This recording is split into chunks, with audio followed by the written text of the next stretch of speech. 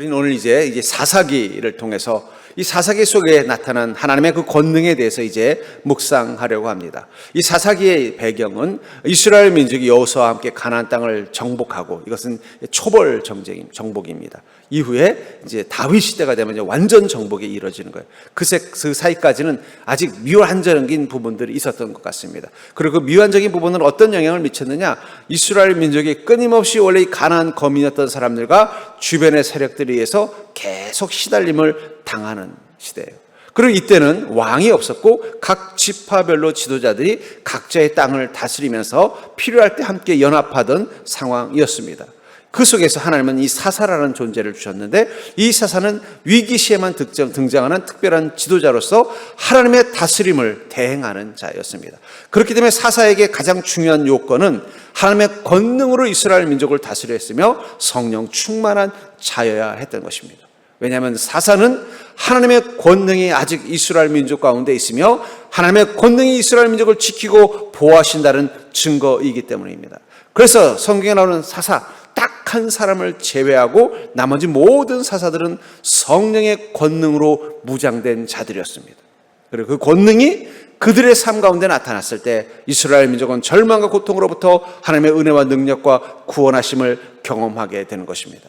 오늘 이 배경은 바로 이 미디안 족속에 의해서 끊임없이 괴롭힘을 당하고 약탈을 당하던 이 이스라엘 땅 가운데 하나님께서 기드온이라는 사사를 주셨고, 그 기드온을 통해서 하나님의 권능이 임하셨고, 그 권능을 통해서 미디안을 쫓아낼 수 있게 되었다는 이 이야기를 통해서 이 강한 팔로 연약한 이스라엘을 적과 환난에서 구원하시는 그 하나님을 통해서 우리 가운데도 함께 계신 그 하나님이 어떠한 하나님이신지를 여러분들 경험하는 믿음 되기를 주의 이름으로 축복합니다. 우리도 어쩌면 이 사사시대랑 닮은 점이 있어요. 각자 자기의 삶 속에서 하나님 의지하며 살아가지만 끊임없이 아직도 주님께서 완전히 이 땅을 정복한 게 아니라 예수 그리스도께서 이 땅 가운데 처음 오셔서 십자가에서 이루신 승리는 초벌 승리예요. 마치 여호수아를 통해서 가나안 땅을 정복한 것처럼 아직도 남은 잔당들은 어떻게 됐어요? 계속 이스라엘을 괴롭혔던 것처럼 마귀는 남아서 계속 우리를 흔들고 힘들게 하는 것, 그것이 바로 이 사사기 시절에 이스라엘 민족이 겪었던 환난이라면, 지금 우리의 환난은 바로 완전히 패하지 않은 그 마귀들이 끊임없이 마치 게릴라처럼 나타나서 우리를 괴롭히는 삶을 사는 것, 그게 바로 이 땅의 그리스도인의 삶이라면, 이제 예수께서 다시 재림하실 때 마치 다윗이 왕으로 와서 이제는 이스라엘을 괴롭히던 그 주변의 그 여러 가지 가나안 거민들과 그 후손들을 완전히 정복하고 그들을 굴복시키는 것처럼 다시 오신 예수 그리스도께서 이 땅의 마귀들을 완전히 쓰러뜨리게 되면, 그때는 어떻게 돼요? 우리는 다시는 이 연약함 때문에 고통받는 일이 없을 것입니다. 그런 의미에서 지금 우리에게 필요한 사사는 무엇일까요? 그것은 바로 하나님의 권능, 그 권능이 임하는 예수 그리스도의 이름, 그 이름을 따라 우리 삶을 살아가는 것이라고 저는 믿습니다. 그렇다면 우리는 지금 어쩌면 이 이스라엘 민족들처럼 연약함 가운데 있는 거예요. 멋지게 가나안 땅을 정복했지만 그 이후 계속 남은 잔당들에서 끊임없이 시달리고, 또 주변에 아직도 남아있었던 이 가나안 주변에 있었던 미디안과 같은 모압과 같은 이 군대들에 의해서 계속 괴롭힘을 당하는 이 이스라엘 민족들처럼 우리는 그 연약함 때문에 다시 한번 하나님의 권능이 임하지 않으면 살아갈 수 없는 이 삶 가운데서 하나님께서 그 사사시대 때 이스라엘 민족에게 권능을 보여주신 것처럼 우리 인생 가운데 권능을 보여주신다면 우리를 괴롭히는 미디안, 우리를 괴롭히는 모압과 암몬, 우리를 괴롭히는 그 어떤 블레셋도 우리를 결코 쓰러뜨리지 못하고 오히려 그들과의 싸움에서 하나님을 승리케 하심을 통해서 주님이 허락하신 복된 은혜와 권능을 누리는 삶이 되는 줄 믿으시기 바랍니다. 그렇기 때문에 우리는 더욱더 누구의 은혜를 구해야 돼요?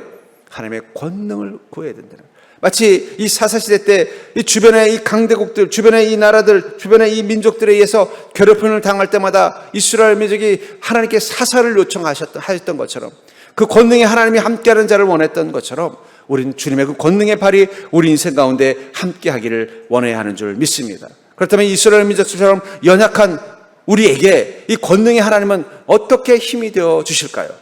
저는 이 미디안이 너무 무서워가지고 이 기드온처럼, 이 미디안은 또 어떻게 공격해왔냐면 평소 때는 침략을 안 해요. 안 하고 어떻게 했느냐, 이스라엘 민족이 농사를 지어서 추수를 해서 창고에다 곡식만 걷어들이면 침략해요. 왜냐하면 봄에 침략하면 어떻게 돼요? 어차피 봄에 침략해서 이스라엘 민족 죽여봤자 뭐 남는 게 있어요. 그때는 가만 놔둬요. 놔두면 어떻게 돼? 열심히 그냥 농사 지어서 그냥 수고하면 또 거기 하나님의 은혜, 이른 비와 늦은 비가 임하니까 어떻게 돼요? 또 풍년이 들어요. 그럼 창고에 갖다 놓으면 그때쯤 미리한 군대가 와서 어떻게 하는 거예요? 싹 약탈해 가버리는 거예요. 수고해서 주시는 풍성함은 넘치는데 막상 그것을 누리려고 보면 그 고가는 어떻게 된 거예요? 미디안 군대가 와서 싹 훔쳐가 버리는 거예요. 우리가 그렇지 않습니까? 열심히 기도하고 열심을 다해서 우리 인생 살아가서 뭐 하나 쌓일만 하고 뭐 하나 복 누릴만 하면 갑자기 미디안과 같은 도적들이 나타나서 우리의 축복을 하나씩 도로 뺏어가고 그러다 보니 우리의 창고는 비어있고 우리 인생은 늘 궁핍하고 우리는 늘 초라한 인생을 사는 것입니다. 그런 우리 인생 가운데 성령 하나님이 권능이 되어주시는 그 순간 우리는 우리 삶 가운데서 이 미디안을 물리치게 해준 하나님의 은혜처럼 그 권능의 능력을 경험하게 될 줄 믿습니다. 그런 의미에서 우리 안에 계신 성령님은 어쩌면 이 사사시대 때 이 사사와 같은 역할을 우리 가운데서 해주시는 하나님이신 것 같습니다. 그렇다면 우리 성령 하나님을 통해서 우리 안에 역사하시는 그 권능의 하나님을 어떻게 경험하고 그 권능의 하나님 우리 인생 가운데 어떤 힘이 될까요? 먼저 권능의 하나님은 우리 마음의 크기를 키워주신다는 거예요. 여러분, 성령님께서 우리 안에서 능력이 되어주시면요 우리 마음의 크기가 커진다고 말하고 있습니다. 본문 11절과 12절을 보면은 여호와의 사자가 아비에살 사람 요아스에게 속한 오브라에게 이르러 상수리 나무의 아래에 앉은지라. 마침 요아스의 아들 기드온이 미디안 사람에게 알리지 않냐 하려 밀을 포도주 틀에서 다작하더니 여호와의 사자가 기드온에게 나타나 이르되 큰 용사여 여호와께서 너와 함께 계시도다 하매. 이 기드온은 지금 어떻게 하고 있는 거예요? 곡식을 거두긴 거뒀는데 이 소문 듣고 창고에 있는 걸 알면 미디안 군대가 올까봐 몰래 어떻게 한 것입니까? 곡식을 포도주 틀, 우리가 생각하는 포도주는 이렇게 조그만 게 아니라 엄청납니다. 거기다가 숨어가지고 어떻게 한 거예요? 곡식을 탈곡하고 있었다는 거예요. 마당에서 하다가 소문 나면은 미디안 군대가 와서 싹 약탈해 갈까봐 숨어서 하고 있었다는 거예요. 그런 그에게 주님이 오셔서 뭐라고 말해요? 큰 용사요. 여러분, 그가 뭔가 용기를 가지고 내가 가서 한번 미디안군하고 한번 싸워봐 이럴 때 와서 큰 용사예요 그랬으면 기분이나 좋죠. 자기는 미디안 사람들이 볼까봐 가족들한테 야 동네 사람들한테도 비밀로 해라. 소문나면 또 미디안 군대 올린다. 그리고 비밀로 하고는 몰래 아무도 없는 때 앞에 산 가운데서 멀리 타작마당에서 이 포도주 틀에 숨어가지고 곡식 털고 있는데 하나님 나타나셔서 뭐라고 말씀하셨다는 거예요? 큰 용사. 그것도 미디안 이 기드온을 처음 만나셔서 하나님이 하신 말씀이 뭐라는 거예요? 큰 용사라는 말이에요. 그 말 들었을 때 여러분들 어떨 것 같아요? 나는 지금 겁에 잔뜩 질려 있고 내 인생에 대해서 근심이 많고 내 자신에 대해서 너무 힘들어하는데 성령이 뭐라면 큰 믿음 가진 자예요. 그러면 여러분들 찔리지 않겠습니까? 나는 내 일에 대해서 걱정 근심이 떨어지질 않고 내 인생의 문제 때문에 자꾸 근심과 걱정이 내 마음속에 있는데 하나님이 오셔서 아유 믿음이 큰 자요 내가 너를 보러 왔노라. 그러면 여러분 어떻게 해요? 아이고 주님께서 내 믿음 알아주셔서 감사합니다 하는 게 아니라 찔릴 것 같지 않냐는 거예요. 지금 이 기드온은 어디 봐서 큰 용사입니까? 겁쟁이 같이. 그런데 주님은 뭐라고 말씀하셨어요? 큰 용사라고 말하고 있다. 저는 이 기드온이 왜 이렇게 할 수밖에 없었을까요? 여러분, 파도가 커지면요 사람의 마음부터 위축이 되게 되어져 있는 것입니다. 제가 이 대학교 때 처음으로 이 배를 타고 제주도를 간 적이 있었어요. 비행기 값이 너무 비싸가지고 수학여행인데 제주도를 이제 배를 타고 가는데 너무 신난 거예요. 제주도라는 데를 처음 가볼 때니까. 여러분 지금처럼 이렇게 제주도 흔히 갈 때가 아니잖아요. 옛날에 특별한 날에만 간 거예요. 그러니까 졸업여행이니까 그냥 학교에서 보조도 해주고 우리도 열심히 돈 모아가지고 그냥 제주도를 간다고 설레만 타고 배를 타고 가는데 그냥 처음엔 너무 신이 났어요. 좀 멀미 기운이 좀 있었지만 뭐 약도 먹고 갈만했는데 좀 깊어지니까 갑자기 배가 슉슉 그러면서 울렁울렁 올라가는 거예요. 갑자기 겁이 나기 시작하더라고요. 왜냐하면 큰 배를 처음 타봤으니까 그 안에 있는데 막 움직이지는 못하는 거예요. 조금 있다가 밤이 되니까요 파도가 그냥 퍽퍽 소리가 나는데 갑자기 겁이 나는 거예요. 그 전까지 막 신났는데 갑자기 겁이 나니까 어떻게 돼요? 선실 안에 들어가서 밖에도 안 나오고 빨리 이 파도가 멈추기만을 바라게 되는 걸 보면서 제가 그때 깨달았습니다. 왜 우리 마음이 작아질까? 그럼 파도를 만나서 그런 거예요. 인생에 큰 파도 만나면요 아무리 배짱 좋은 사람도 마음이 어떻게 돼요? 쪼그라들게 돼 있는 거예요. 아무리 용기 있는 사람도 마음이 쪼그라들게 돼 있는 거예요. 제가 전에 섬기던 어른 목사님이 계셨습니다. 어른 목사님이니까 평생 많은 병자들을 위해서 기도하시고 또 위로해 주셨잖아요. 근데 그 목사님이 암에 걸리신 거예요. 마침 저는 다른 교회 사역을 하고 있었고 목사님 은퇴하시고 암에 걸리셨다는 얘기를 듣고 이제 위문을 가는 거예요. 가서 이제 목사님 이제 병원에 가서 목사님 이런 일이 있어서 들었습니다. 수술한다는 얘기 듣고 이제 가서 인사드리러 갔더니 아이고 윤 목사 나를 위해서 기도해 줘 그러시더라고요. 그래서 아이고 목사님 제가 감히 어떻게 목사님을 기도를 해드립니까? 아니야 괜찮아 나를 위해서 기도해 줘. 그래서 알겠습니다 기도하려고 그랬더니 목사님이 침대 가서 얼른 무릎을 꿇으시더라고요. 기분이 묘하더라고요. 제가 그냥 하늘같이 모시던 감히 목사님만 보면 기가 줄어가지고 그냥 꼼짝 못하던 전사실에 모시던 그 목사님이 제 앞에서 무릎 꿇고 기도를 받고 있는 모습을 보면서 사람은 아무리 용감하고 강해도 자기 안에 파도를 만나면 그 마음이 작아지게 돼 있구나. 물론 목사님은 하나님 앞에 무릎 꿇는 마음으로 기도하셨겠지만 전 그 모습에서 우리 인간이 절대 강하다고 이 자신을 여러분 이 세상 강한 사람 없습니다. 전 지금도 꼭 만나고 싶은 분이 한 분 있어요. 그게 뭐냐면 제가 어릴 때 주일학교 가면요 동네 아저씨 한 분이 있는데 야 너 어디 가냐? 그럼 교회 가요. 그러면 왜 예수님 믿으러 가요? 그러면 야 예수님 믿지 말고 내 주먹을 믿어. 맨날 이 말하던 그 아저씨. 저는 늘 그 아저씨가 궁금해요. 지금도 자기 주먹, 지금 좀 돌아가셨겠다.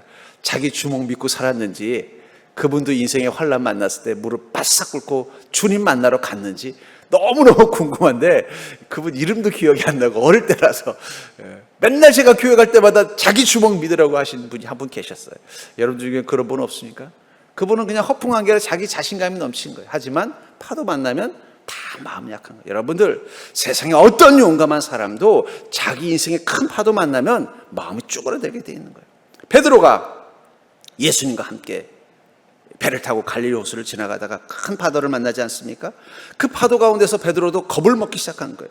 그 상황을 마가복음 4장 38절부터 39절은 이렇게 말하고 있습니다. 예수께서는 고물에서 베개를 베고 주무시더니 제자들이 깨우며 이르되 선생님이 우리가 죽게 된 것을 돌보지 아니하시나이까 하니 예수께서 깨어 바람을 꾸짖으시며 바다더러 이르시되 잠잠하라 고요하라 하시니 바람이 그치고 아주 잔잔하여 지더라. 이 베드로가 예수님과 함께 배를 타고 가다가 큰 파도를 만난 거예요. 자기가 경험해본 파도 중에 제일 센 파도를 만난 거예요.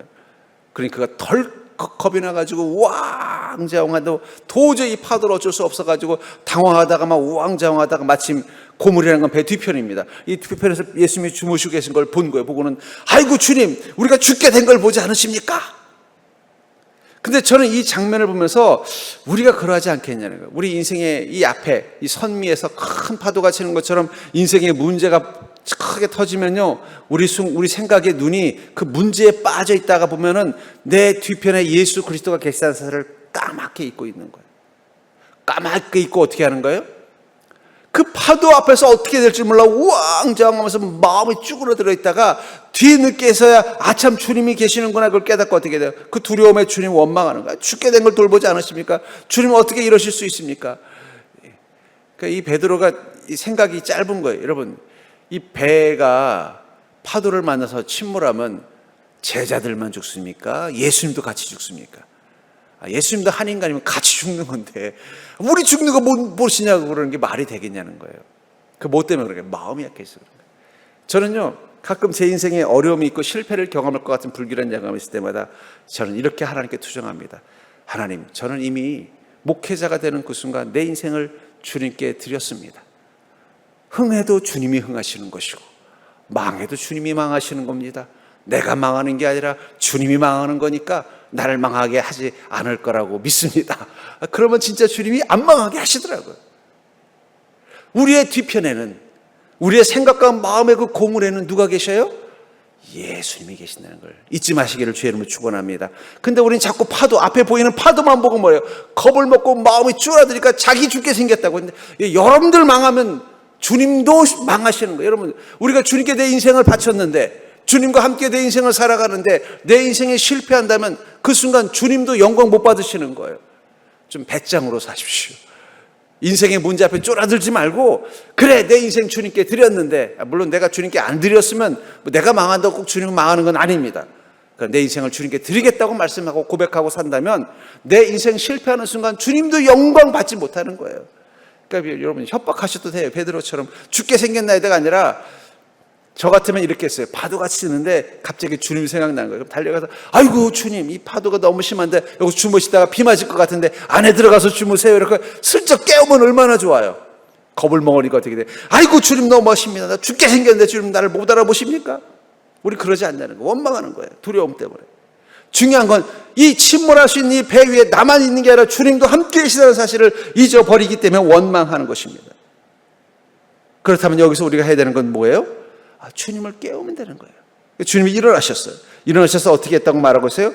예수께서 깨어 바람을 꾸짖으시며 바다더러 이르되 잠잠하라 고요하라 하시니 바람이 그치고 아주 잔잔하여지더라. 저는 왜 주님께서 바다를 꾸짖으셔서 그 파도를 잠재웠을까 생각해 봅니다. 여기 제자들에게 이 파도는요, 자신들이 어떤 것으로도 막을 수 없는 거대한 힘, 엄청난 능력과 공포를 상징하는 걸 거예요. 근데 주님은 그것을 무엇 하나로 잠재웠어요? 고함 소리 하나로 잠재웠더라. 그때서야 그들은 깨달았을 것입니다. 우리 안에 있는 이 두려움, 그것이 이것을 거대하게 보게 하지만 내 안에 계신 성령님, 주님의 시선으로 바라보면 주님의 기침 소리 한마디에 잠잠해질 수 있는 아무것도 아니라는 것을 깨닫는 것. 저는 그게 믿음입니다. 여러분들의 인생의 문제 너무 크게 느껴질 거예요. 거대한 파도처럼 느껴질 거예요. 내 인생의 앞에서 막 치는 파도를 보면 겁에 질릴 거예요. 배가 기우뚱기우뚱할 때마다 침몰할 것처럼 두려울 거예요. 그러나 중요한 건 그 어떤 문제도 주님이 여러분들의 인생 가운데 깨어나셔서 기침 한마디만 하면 잠재워줄 수 있는 아무것도 아니라는 사실을 기억하는 자 되기를 주의 이름으로 축원합니다. 그 믿음을 갖는 순간 우리는 마음에 뭐가 되는 거예요? 큰 용사가 되는 거예요. 기도는 지금 아주 겁 많은 자처럼 보입니다. 그러나 하나님은 기도원에게 기대하고 있는 거예요. 그가 나의 권능을 힘입어서 큰 용사, 300명의 용사만 데리고 가서 수십만 명의 적군과 싸울 수 있는 큰 마음을 가진 큰 용사인 것을 보셨기 때문에 뭐라고 말하는 거예요? 큰 용사여 여호와께서 너와 함께 하기를 원하노라. 여러분들의 인생의 파도 앞에서 여러분들 큰 용사가 되기를 주의 이름으로 간절히 축원합니다. 그러나 그 큰 용사는 여러분들의 원래 성품이 아니라 여러분들 안에 계신 성령님을 깨워서 그분과 함께 할 때부터 경험할 수 있는 마음이라는 거예요. 두려워하지 마십시오. 주님이 일어나시면, 주님이 깨어나시면, 주님이 기침 한번 하시면 잠재워질 일들입니다. 두려워할 것이 아니라 그 두려움 때문에라도 더욱더 주님과 함께하는 믿음 되기를 주의 이름으로 축복합니다. 제가 말씀드렸잖아요. 인간의 지혜로는 결코 깨달을 수 없는 성경에 두 가지 개념이 있다고. 하나는 삼위일체, 그리고 또 하나는 예수 그리스도의 이름의 신비예요. 예수 그리스도의 이름이 왜 권능이고 신비인지는 이성적으로, 합리적으로, 과학적으로는 해석할 수 없는 부분이 많습니다. 우리는 그래서 믿는 것입니다. 예수 그리스도의 이름은 여러분들 생각한 것보다 더 거대하고 위대한 능력을 가지고 있습니다. 그것을 알기 때문에 마귀는 어떻게 해야 돼요? 자꾸 우리에게 합리적인 사고만 하게 하는 거예요. 주님의 이름이 무슨 능력이야? 이런 방법 저런 방법, 자꾸 방법 찾게 하는 거예요. 예수 그리스도의 이름을 믿고 선포하면요, 먼저 내 안에 나타나는 게 뭐예요? 내 마음에 힘이 생깁니다. 큰 용사처럼 두려움이 사라지고 베드로처럼요, 나사렛 예수 그리스도 이름으로 명하노니 일어나 걸어라. 결국은 사도들이 주님의 나라를 위해서 그 멋진 일들을 감당할 수 있었던 비결은 다른 데 있지 않습니다. 그들의 마음 가운데 예수 그리스도의 이름을 선포하는 그 용기가 있었다는 거예요. 믿음의 용기가 있었다는 거예요. 그때마다 그들은 큰 용사로서 자신의 인생의 파도를 잠재우는 능력을 갖게 된 것입니다. 주님께서는 이미 여러분들 안에 계십니다. 그분이 깨어나셔서 소리 한번 지르고 기침 한번 하면 여러분들이 두려워하던 그 모든 것들을 아무것도 아니게 되는 것을 믿으시기 바랍니다. 그러려면 어떻게 돼요? 능력의 하나님을 깨우는 믿음, 그 믿음이 여러분들 가운데 있기를 주의 이름으로 축복합니다. 두 번째로, 권능의 하나님은 어떻게 우리 인생 가운데 힘이 되어주시나요? 권능의 하나님은 나의 나약함을 크게 쓰신다는 거예요. 권능의 하나님은 우리의 나약함을 크게 쓰신다고 말하고 있습니다. 본문 15절부터 16절에 보니까 그러나 기드온이 그에게 대답하되 오주여 내가 무엇으로 이스라엘을 구원하리까? 보소서 나의 집은 므낫세 중에 극히 약하고 나는 내 아버지 집에서 가장 작은 자니이다 하니 여호와께서 그에게 이르시되 내가 반드시 너와 함께하리니 내가 미디안 사람 치기를 한 사람을 치듯 하리라 하시니라. 우리가 나약해질 때는 어떤 때예요? 우리의 상황이 나빠지거나 힘들거나 내 연약함이 노출될 때일 것입니다. 기도원도 바로 그런 상황 가운데 있었다라는 거예요. 그러니까 야, 내가 너를 쓰겠다고 했더니 뭐라고 말해요? 아이고 주님, 내 모습을 보십시오. 내가 무엇으로 이스라엘 구원하겠습니까? 나의 집은 므낫세 지파 중에 제일 약하고 나는 우리 집에서도 가장 작은 자니입니다. 내가 어떻게 큰 용사가 되겠습니까? 난 너무나 약한 존재입니다. 보십시오. 지금 이 포도주 틀에서 몰래 숨어서 곡식 타작하고 있는 저를 보십시오. 저에게서 무슨 큰 용사를 찾겠습니까? 근데 주님께서 그때 뭐라고 말씀하세요? 내가 반드시 너와 함께 하리니 내가 미디안 사람 치기를 한 사람을 치듯 하리라.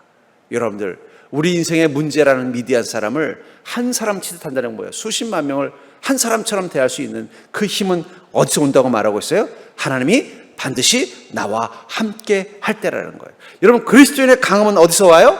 하나님이 함께 하심으로부터 온다는 사실을 기억하시기 바랍니다. 그것을 가장 잘 믿었던 그리스도인이 누구입니까? 바로 다윗이에요. 다윗은 그래서 뭐라고 말했어요?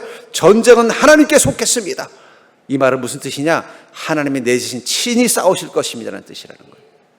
하나님이 나와 함께 계신다면 하나님 우리 인생 가운데 권능이 되셔서 우리의 나약함 가운데서 내가 친히 내 인생의 큰 문제를 싸워 이기도록 능력이 되어주심을 믿는 믿음 되기를 주의 이름으로 축복합니다.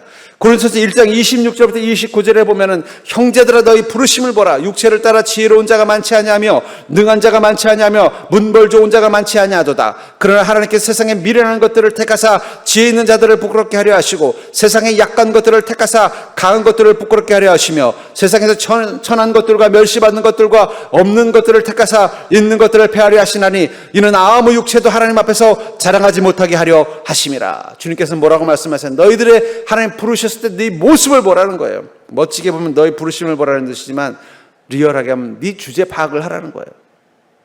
너희들을 내가 부를 때 너희들이 강해서 부른 거 아니라는 거예요. 너희들이 괜찮아서 부른 게 아니라는 거예요. 너희들이 잘나서 부른 게 아니라 너희들이 약하기 때문에 불렀다는 거예요. 그럼 왜 약한 우리를 부르셨습니까? 뭐라고 말씀하세요? 세상의 미련한 것들을 택하사 지혜 있는 자들을 부끄럽게 하려 하시며 세상의 약한 것들을 택하사 강한 것들을 부끄럽게 하려 하시며 세상의 천한 것들과 멸시받는 것들과 없는 것들을 택하사 있는 것들을 폐하려 하기 때문이라고 말씀하고 있다는 거예요. 하나님 우리를 부르신 이유는 우리의 연약함을 가지고 세상을 부끄럽게 하려고 하시기 때문이라는 거예요. 우리의 연약함을 가지고 세상을 부끄럽게 하려면 하나님 어떻게 하시겠어요? 우리 인생 가운데 세상보다 더 강한 힘을 주시지 않겠냐는 거예요. 제가 그 옛날에 어떤 영화더라? 아마 와우장룡이라는 영화일 거예요. 아마 주윤발이 주인공인데 이 와우장룡 영화에 보면은요, 이 보검이 나옵니다. 어떤 검도 다 잘라낼 수 있는 보검을 가진 한 여인과 이 주윤발이 싸우는 장면이 나와요. 근데 그 여인은 아주 날카로운 보검을 가지고 싸우고 주윤발은요, 나뭇가지 하나 가지고 싸우는데도 그 여인이 못 이겨요. 다른 검들도 잘라내는 보검이에요. 어떤 무기도 그 검으로 탁 치면 다 잘라지는 날카롭고 강력한 검인데도 누구의 손에 나뭇가지가 있으니까요? 고수의 손에 나뭇가지가 들려 있으니까 이 나뭇가지가 그 보검보다 강하더라고요. 제가 그걸 보고 은혜 받았습니다. 우린 자꾸 우리 인생의 힘, 여러분들이 아무리 갈고 닦아봤자 그 보검이 하나님 손에 지어진 나뭇가지만도 못하다는 사실을 기억하시기 바랍니다. 근데 세상 사람들은 더 강해지려고 더 좋은 거기도 보면 싸움이 나는 원인이 뭐냐면 그 보검을 서로 차지하려고 싸우는 거예요. 제일 강한 검을 가진 자가 제일 용감하고 힘센 사람이 된다는 믿음을 가지고 그 검을 차지하려고 막 싸워대는 거예요. 근데 진짜 강한 건 그 검이 아니라는 거예요. 그 검을 쥔 사람이 강해야 되는 거예요. 진짜 강한 사람은 검을 안 쥐어도 낭창낭창거리는 이 얇은 나뭇가지 하나만 쥐고 있어도 어떻게 돼요? 그 검을 이겨낼 수 있는 게 진짜 강함이라는 거예요. 세상 사람들은 다 자기를 강하게 하는 검을 찾고 있어요. 그게 지식이 되고 요즘 시대는 재물이 되기도 하고 어떤 능력이 되기도 하고 권력이 되기도 하고, 그러나 그것들도 하나님 보시기에는 참 아무것도 아닌 거예요. 그래서 그걸 알게 하시기 위해서 어떻게 해요? 우리라는 연약한 나뭇가지 하나를 똑 따서 우리를 가지고 세상에 그 검을 휘두르는 어리석은 인생을 향해서 하나님께서 휘두르시는 거예요. 그걸 위해서 여러분들 쓰신 거예요. 여러분들 속에 강함이 있어서 능력이 있어서가 아니라 여러분들이 너무나 약하기 때문에 그런 여러분들 안에 하나님의 권능이 임하면 이 세상에 어떤 강한 것도 함부로 할 수 없다는 사실을 알게 하시기 위해서 우리를 택했다면요, 여러분, 주님이 우리를 어떻게 쓰신다는 거예요? 우리의 연약함 가운데 능력을 부어주시는 거예요. 그러니까 여러분들이 내 상황이 나빠지고 힘들어지고 연약해져서 내 인생이 내가 얼마나 나약한 존재인가 깨달아질 때, 그때 너무 절망하지 않기를 주의 이름으로 축복합니다. 왜냐하면 내가 주제 파악했다는 거예요. 그러니까 여러분, 내가 이거밖에 안 되나? 나는 왜 이런 일을 못 감당하나 할 때마다 저를 따라볼까요? 주여, 제가 이제서야 주제 파악하게 하셔서 감사합니다. 기뻐하시기 바랍니다. 바울 목사님도 그랬잖아요. 나는 나의 나약함으로 인하여 크게 기뻐하노니 내가 약한 그때 주께서 강하심이라. 주제 파악을 하자고요. 언제 우리는 주제가 파악이 돼요? 내가 나약한 존재인 게 깨달아지는 상황 가운데 있을 때, 힘든 상황, 나쁜 상황, 내 연약함이 드러나는 상황, 그때 우리는 어떻게 해야 된다는 거예요? 주님께서 우리를 쓰시도록 주님께 우리를 맡기는 믿음 있으면 된다는 거예요. 그래서 고린도서 1장 31절에 보면 기록된 바 자랑하는 자는 주 안에서 자랑하라 함과 같게 하려 함이라. 주 안에서 자랑한다는 게 뭘까요? 주로 말미암아 자랑하는 것입니다. 내 안에 임하신 하나님의 권능, 그것 때문에 주님을 자랑하는 것입니다. 주님이 자랑거리가 되는 것입니다. 나의 지혜, 나의 능력, 나의 것이 아니라 내 안에서 역사하시는 주님을 자랑하고, 여러분들이 마음과 입술을 열어서 주님을 자랑하고 마음과 입술을 열어서 주님의 권능을 자랑하면 자랑할수록 여러분들의 인생 가운데 강력하게 임하시는 주님의 권능을 보게 되는 줄 믿으시기 바랍니다. 근데 자꾸 내 입술이 주님 자랑하지 않고 내 자랑하면은요, 주님의 권능을 자랑하는 게 아니라 나의 능력을 자랑하면요, 주님의 권능도 소멸되게 돼 있어요. 왜냐하면 내가 좀 약해서 써보려고 했더니 강한 놈 잡았네, 그럼 놔버리시는 거예요. 어차피 그거 가지고 싸워봤자 뭐라고 생각할까요? 하나님이 강하시다는 게 아니라 저 나뭇가지가 세서 그런 거라고 하지 않겠냐는 거예요. 하나님이 우리를 택하신 이유는 우리가 연약한 자이기 때문에. 그러니까 여러분, 우리가 연약함을 가지고 주님께 가는 게 필요하다는 거예요. 그리고 어떻게 해요? 주로 말미암아 주 안에서 자랑하는 믿음. 전 여러분들이 만약 지금 인생의 파도를 만나서 내가 너무 연약한 자라고 생각된다면 이 시간 내가 주님을 자랑할 수 있는 기회 되게 해달라고 기도하는 자 되기를 주의 이름으로 간절히 축원합니다. 그게 바로 그리스도인의 이 땅 가운데 이적과 기적으로 살아가는 인생이라는 뜻이에요. 이적과 기적이 뭐예요? 내가 가장 약할 때 주님이 강함 되심을 경험하는 시간이 이적과 기적입니다. 나도 할 수 있는데 주님이 하신 일을 기적이라고 말하지 않아요. 내가 감당할 수 있는데 주님이 능력이 되신 것을 이적이라고 말하지 않습니다. 내가 할 수 없는데 주님이 해내셨을 때 그걸 기적이라고 말하는 거예요. 내가 감당할 수 없는데 주께서 힘이 되어주셨을 때 우리는 그것을 기적이라고 말하는 거예요. 우리 그리스도인은 기적을 경험하며 사는 자입니다. 그것을 사모하며 사는 인생 되십시오. 그러려면 어떻게 돼요? 자꾸 우리가 나약해진 때를 직면하는 것도 필요해요. 힘들 때마다 어떻게 해요? 바울 목사님 말한 것처럼 나는 약할 때 비로소 기뻐한다고 말한 것처럼, 아이고 주님, 내가 이제 주제를 파악할 때가 된 것 같습니다. 주님, 이 약한 내 인생 가운데 강함 되어 주시옵소서. 믿음이 권능인 이유는 무엇입니까? 우리 믿음은 주님을 자랑하는 힘이기 때문입니다. 우리 믿음은 주님을 바라보는 힘이 되기 때문입니다. 우리가 믿음을 가지고 사는 그 순간 나에 대해서는 겸손하고 나의 육체에 대해서는 자랑하지 아니하며 주를 자랑하며 주 안에서 자랑하며 주로 말미암아 자랑하며 주님만 자랑할 수 있는 자가 되기 때문이에요. 그래서 여러분들, 건강한 믿음을 가진 사람은 그 입술에서 주님을 자랑합니다. 주님이 하셨어요. 주님이 행하셨어요. 주님이 능력이 되셨어요. 주님이 역사하셨어요. 여러분들 그런 경험들을 매일매일 매 순간순간 하고 있습니까? 우리 그리스도인들은요, 하루하루 주님이 행하신 일들을 찾는 기쁨으로 살아도 충분합니다. 아마 오늘도 여러분들 주님이 여러분들의 인생 가운데 능력 되신 것을 분명히 경험하셨을 거예요. 큰 건 아니지만 작은 것이라도.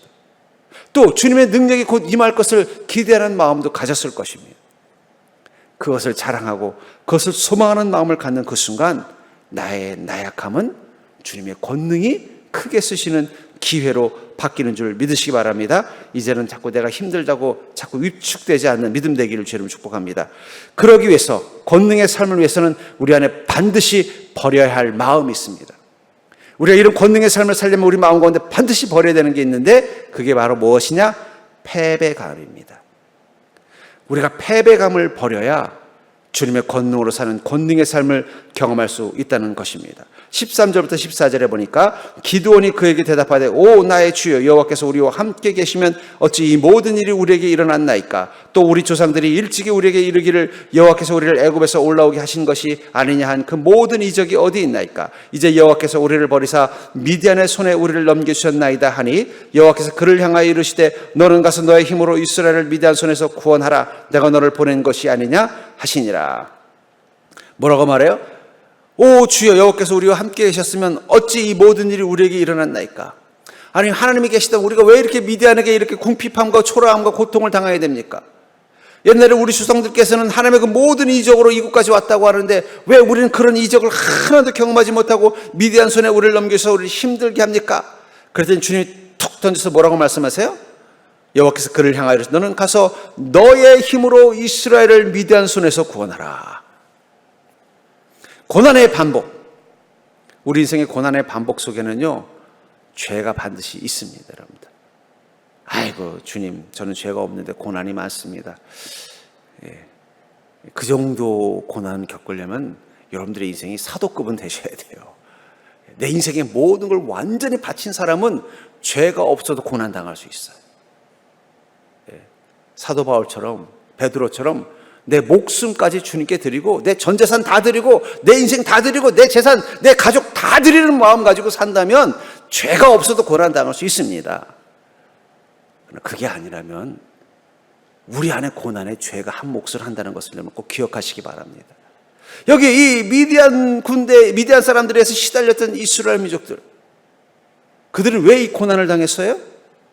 그 다음 장면에 나오겠지만 이 주님의 음성을 듣고 제일 먼저 기드온이 한 일이 뭔지 아세요? 바로 이 우상 신전을 파괴한 거예요. 이제 깨달은 거예요. 아, 나는 왜 하나님께서 옛날에 우리 조상들은 그 애굽에서 나올 때 10가지 그 재앙을 통해서 기적으로 행해 주시고 홍해를 갈라 주시고 놀라운 이적들을 행하셔서 이 가나안 땅에 들어오게 하셨고 여리고 성을 무너뜨리고 놀라운 이적으로 이 가나안 땅 정복하게 하셨다고 했는데 왜 지금 우리 인생 가운데 그 이적을 안 보여주시나? 기도를 깨달은 거예요. 무엇 때문에 그걸 깨달은 거예요? 우리가 죄와 우상에 사로잡혔기 때문에 그랬구나. 그걸 몰랐기 때문에 어떻게 돼요? 맨날 원망을 하고, 아니 하나님 왜 우리 인생 가운데 안 계십니까? 왜 이적을 안 하시는 것입니까? 나는 아무 문제 없는데 하나님이 문제인 거예요. 내 인생에는 아무 문제가 없는데 하나님이 나를 안 도와주시는 게 문제인 거예요. 왜 안 도와주시는지에 대해서 고민하지 않았다는 거예요. 그러나 기드온이 주님을 만나고 나니까 깨달아진 거예요. 우리가 이 고통을 당하는 원인은 우리가 하나님이 아니라 우상을 숭배하는 죄를 지었기 때문이구나. 그걸 깨닫고 제일 먼저 한 게 뭐예요? 그 우상을 파괴한 것입니다. 자기 마을에 있는 우상을 먼저 파괴했다는 거예요. 죄가 해결되어야 고난도 해결된다고 믿게 된 것입니다. 여러분, 고난이 반복된다면 좀 자신 안에서 좀 죄를 좀 찾는 믿음이 있기를 주님으로 축복합니다. 제가 뭐 안타까운 그리스도인들이 있어요. 뭐냐면 계속 그 고난의 파도로부터 벗어나지 못하는 인생이 있다는 거예요. 제가 보기에는 분명히 그 안에 하나님 앞에 해결되어야 될 문제들이 있는데 그걸 계속 감추고 있는 거예요.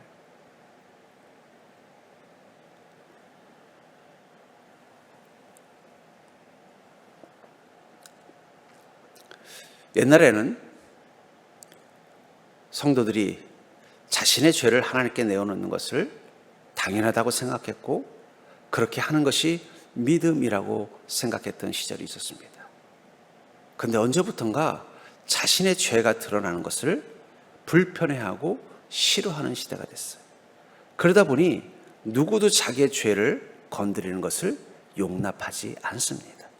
그리고 누가 죄를 건드리면 어떻게 돼요? 시험 들었다고. 그럼 교회를 떠나거나 자신의 죄를 들춰낸 사람을 원망하는 거예요. 물론 그 상처받은 마음을 위로해 주는 것이 먼저일 수 있습니다. 그러나 중요한 건 상처받은 마음 위로한다고 해서 문제가 해결되는 것은 아니에요. 왜냐하면 위로는 진통제일 뿐이기 때문입니다. 진통제는 치료제가 아니에요. 치료제는 죄를 도려내야만 치료가 되는 것입니다. 참 안타까워요. 때로는 목사인 저도 눈에 죄가 뻔히 보이지만 그걸 말 못해줄 때가 많아요. 우리 기도합니다. 주님, 저 성도님이 스스로 그 죄를 깨닫게 하여 주시옵소서. 근데 절대 못 깨닫더라고요. 어느 날은요, 목사님 오늘 말씀 은혜 너무 많이 받았어요. 그래서 저분이 자기의 죄를 깨달았나 보다 그랬더니 그렇지 않아요. 저는 그 집사님이 문제라고 생각했어요. 절대 못 깨닫더라고요. 그런 한 그 고난의 파도는 끝나지 않습니다. 기도는 그걸 깨달은 거예요. 아니 주님, 왜 우리한테 이렇게 하십니까? 하나님 계시다면서 왜 우리가 이런 수모를 당하고 고통을 당해야 됩니까? 아니 옛날에 하나님께서 우리 조상들에게는 그렇게 이적도 보여주셨다고 하면서 왜 우리에게 이런 일을 하십니까? 그랬더니 주님 뭐라고 말씀하세요? 네가 한번 그 일을 해내봐라. 그러자 그 절망과 패배감에서 일어나서 그 일을 하려고 보니까 무엇이 보여요? 우리가 이렇게 된 원인은 죄 때문이라는 걸 보였다는 거예요. 여러분, 믿음의 능력 중에 하나는 뭐냐면 바로 보게 해준다는 거예요. 무엇을 보게 만들어요? 우리 인생이 절망과 패배 가운데 있는 원인을 바로 보게 해주는 것입니다. 그게 죄 때문인 걸 깨닫게 되는 거예요. 그것을 회개로 내어놓게 되는 것입니다. 두 번째는 결단하게 만드는 거예요. 패배감을 딛고 일어나는 거예요. 너의 힘으로 구원하라. 그 절망에서 일어나 네가 믿음으로 일어나서 나의 칼이 되고 나의 지팡이가 되어서 저 미디안과 싸우라고 말씀하고 있다는 거예요. 하나님께서 우리를 부르신 이유는 바꾸기 위해서입니다. 바꾸기 위해서 우리를 먼저 어떻게 하시는 거예요? 우리를 돌아보고 우리 안에 있는 이 패배감, 이 절망감, 이 죄를 먼저 해결하도록 명령하시는 거예요. 이스라엘 민족은 그 죄 가운데서 계속 고난과 실패를 경험했습니다.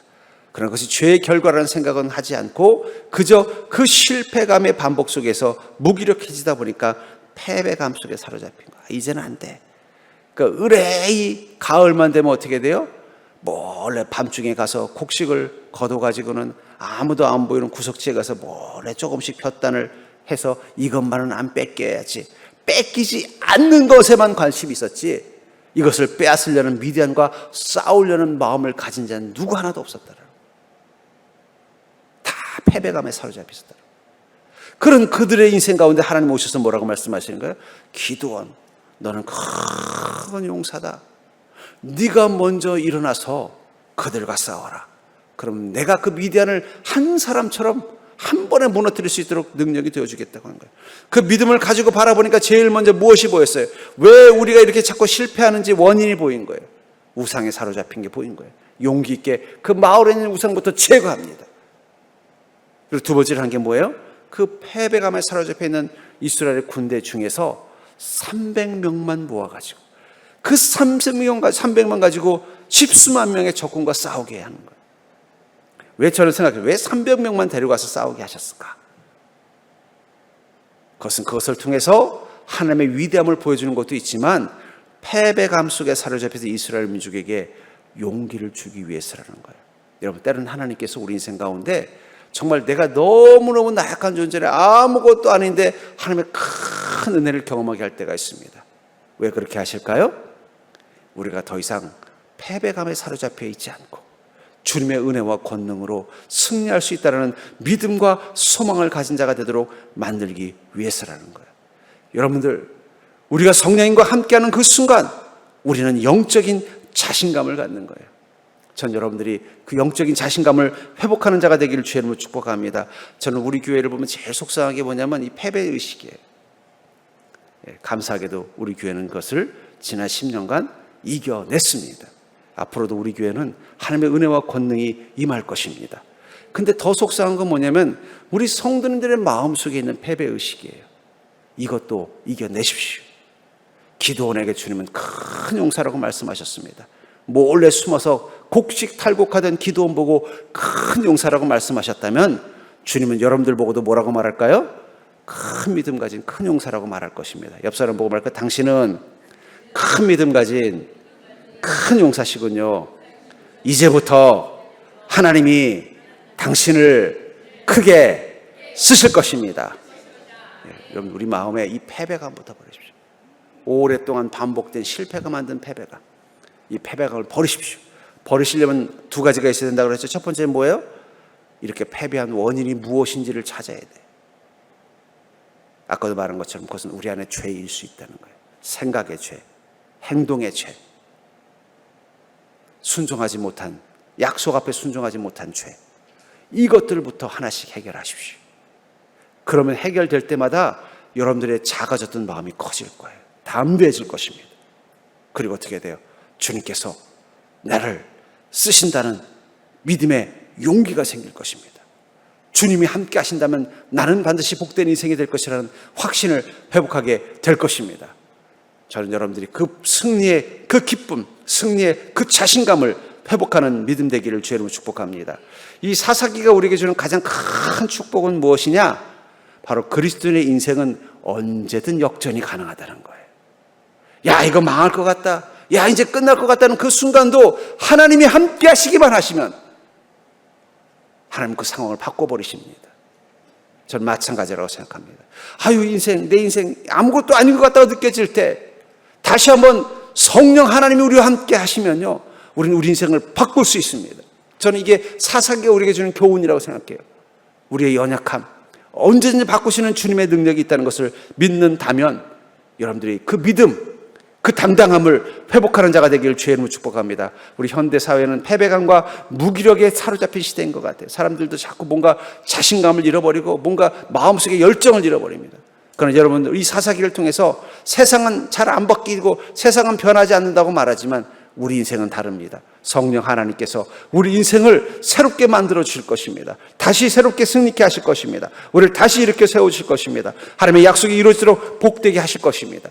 전 여러분들이 그 소망과 그 열정을 회복하는 믿음 되기를 주의 이름으로 축복합니다. 그러려면 제일 먼저 무엇부터 하라고요? 기드온이 자기 집, 자기 마을에 있었던 우상을 무너뜨린 것처럼 내 안에 죄부터 하나씩 무너뜨려가는 작업을 하십시오. 믿음과 말씀에 의지해서 내 안에 아직도 주님 앞에 해결하지 못한 죄들을 하나씩 해결하는 것부터 해결해 보십시오. 그럼 점점 여러분들 안에 성령의 권능이 느껴질 것입니다. 성령의 힘이 임하는 것을 느낄 것입니다. 패배감은 사라지고 자신감이 회복될 것입니다. 다시 한번 용기를 가지고 주님이 주시는 그 축복의 약속을 향해 나가게 될 줄 믿습니다. 전 여러분들이 그런 복된 인생이 되기를 주의 이름으로 간절히 축원합니다.